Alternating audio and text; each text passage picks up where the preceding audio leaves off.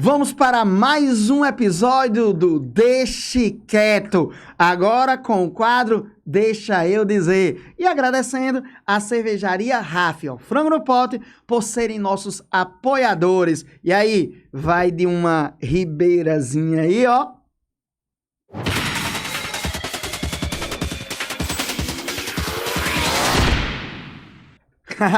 Agora, ó, tô com a minha cervejinha Ribeira, feliz, alegre, satisfeito aqui. Tô bebendo escondido pra minha mulher não ver, mas... Olha aí, Ribeira, lembra quem? Não sei você, mas pra mim lembra Câmara Cascudo.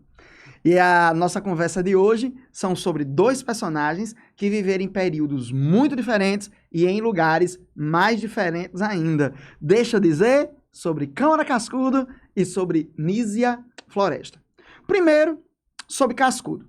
Né? Você tem tendências ideológicas hoje que colocam Cascudo como racista, machista, misógino, não presta, que é não sei o quê. Olha, sinceramente, Câmara Cascudo tem uma série de problemas acadêmicos. Porque ele escreveu em um período e não estava preocupado com a questão da academia, com as referências, notas de rodapé. Câmara Cascudo é o grande intelectual do Rio Grande do Norte e um dos intelectuais mais importantes da história do Brasil.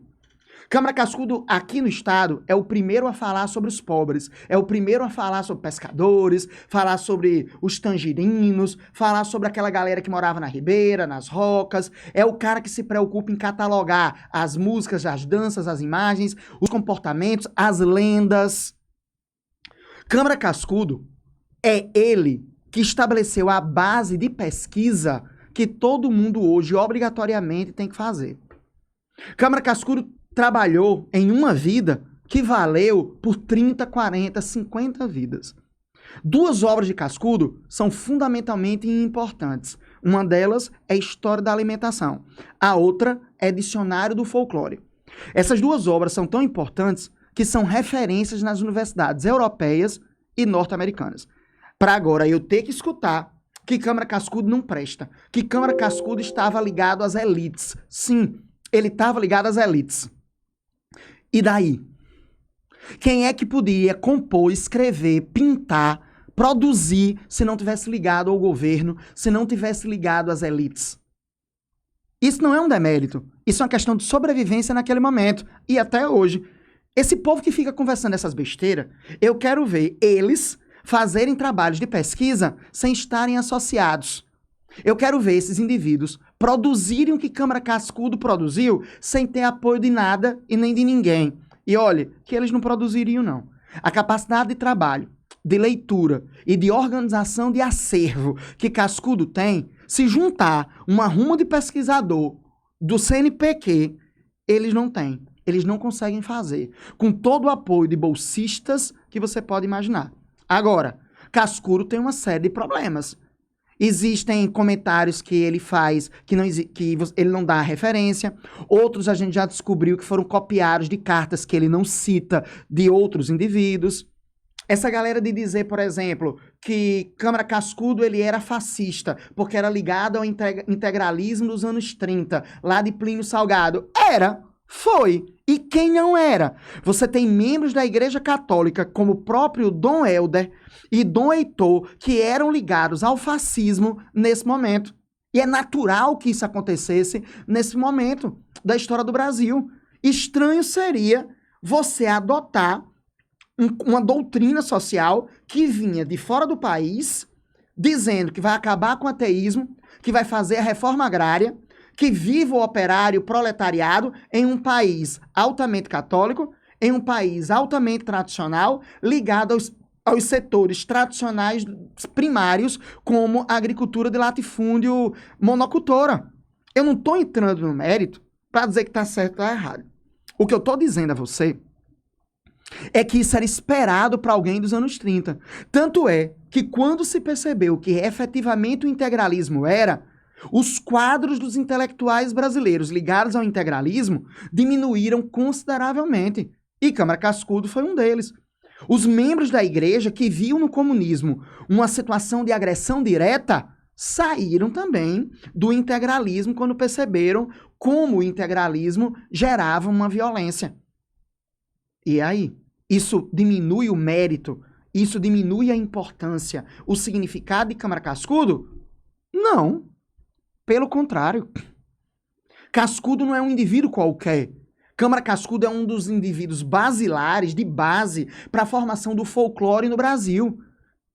Fez estudos em antropologia, sociologia, história, geografia, etnografia. Se você precisar hoje estudar sobre jangada, Câmara Cascudo tem trabalhos. Sobre alimentação, Câmara Cascudo lhe ajuda. Se você quer saber sobre a cidade do Natal, Câmara Cascudo lhe ajuda. Saber sobre danças tradicionais, Câmara Cascudo te ajuda. Então, o que a gente não pode é tirar um indivíduo do seu lugar temporal, espacial, e achar que o indivíduo tem que pensar e agir como eu penso hoje e ajo hoje, ou você. Isso não tira o mérito. Pelo contrário. O que a gente tem é que deixar de ser radical. O que a gente tem é que fazer uma análise mais coesa, mais profunda e, ao mesmo tempo, mais pacífica desses indivíduos. Enquanto Câmara Cascudo é tudo isso para uma ala, para outra ala aparece a nossa Nísia Floresta. O menor nome que Nísia Floresta leva é de rapariga. E se fosse? O que é que eu tenho a ver com isso? O que é que tu tem a ver com isso? Nísia Floresta é uma resenha. Nasceu em Papari, hoje município de Nísia Floresta. Aos 13 anos, casada, dá um pau no marido, bota o bicho pra correr, se separa. O escândalo é tão grande que a família tradicional, o pai dela era um advogado português e a mãe uma descendente da aristocracia açucareira potiguar, são obrigados a irem para Recife. Olha só o deslocamento que dona, né, Dionísia, sabia que o nome de Nísia Floresta é Dionísia? Aí ela corta e passa a chamar só Nísia, chamada brasileira, para a galera saber que ela era do Brasil. Floresta, para que as pessoas soubessem o lugar, porque Nísia Floresta nasceu em uma fazenda chamada Floresta, no município de Papari, que hoje, né, no município não, que na época era uma província, né, chamada de Papari, que era, na realidade, o que nós chamamos hoje de Nísia Floresta. É isso que eu quero dizer, a cerveja já está fazendo efeito. E Nísia Floresta vai ser uma intelectual, ela vai ser uma feminista, ela vai escrever uma obra sobre o direito das mulheres e a maldade dos homens. Nísia Floresta vai ser uma educadora, porque ela vai criar um currículo para as mulheres. Esse currículo, ele não deixa a desejar, nem ele é com menos disciplinas do que os currículos dados nas escolas para homens. Nísia Floresta vai casar com outro homem, vai ter 2 filhos com ele, vai morar no Rio Grande do Sul, depois vem para o Rio de Janeiro, onde abre uma escola. Do Rio de Janeiro, ela vai para a França, Inglaterra, Itália. Nísia Floresta vai escrever mais de 15 obras. Dessas 15 obras, não mais do que 5 estão traduzidas para o português. Ela vai ter um relacionamento íntimo e intelectual com Augusto Comte do positivismo, com alguns poetas franceses do mesmo período. E aí, porque essa mulher teve relacionamento com vários homens, ela é rapariga. Quando o cara tem relacionamento com várias mulheres, ele é o escrotão. Quando o cara tem relacionamento com várias mulheres, ele é o máximo, é o bodão, é o pegador. Viu como são 2 pesos e 2 medidas? E essa questão pessoal de Nísia Floresta diminui a condição intelectual dela? A condição pessoal de Câmara Cascudo diminui Câmara Cascudo se nós estamos falando da produção intelectual, da produção cultural e de como isso impactou o mundo? De um lado, Câmara Cascudo é um safado, machista, ligado às elites, que não se preocupa com nada, só com o nariz dele. Do outro lado, você tem Nísia Floresta, que vai ser chamada de Kenga. Você viu como é radical? Nós temos 2 dos maiores intelectuais do Brasil. Nós temos 2 dos maiores intelectuais do Brasil que nasceram no Rio Grande do Norte, mas que são desvalorizados, cada um por uma ala ideológica mais radical com a outra. Não sei se esse radicalismo é porque esse povo acha que a gente é burro ou porque eles é que são burros e não querem admitir que são, para dar aquela ideia de uma luta eterna contra o mal de uma direita, o mal de uma esquerda. Enquanto isso, a gente tá aqui sem aprender o que importa tanto de Cascudo Como sem aprender o que importa de Nízia Floresta? Né, o povo dizia que Nízia Floresta era sustentada pelos machos. Olha o que eu já escutei. Que Nízia Floresta era sustentada pelos machos, porque ela vinha não sei quantas vezes ao Brasil. Realmente, ela viajou, se eu não me engano, pelo menos 4, 5 vezes entre o Brasil e a Europa. E eu pergunto novamente, e daí? O que é que isso impacta na produção ideológica? O que é que isso impacta na produção intelectual? Nos livros que ela escreveu? Na importância que ela tem para o direito feminino, para a educação feminina, para a educação brasileira? Nízia Floresta vai ser a primeira defensora no Brasil de associar o ensino misto entre homens e mulheres e introduzir no currículo educação física.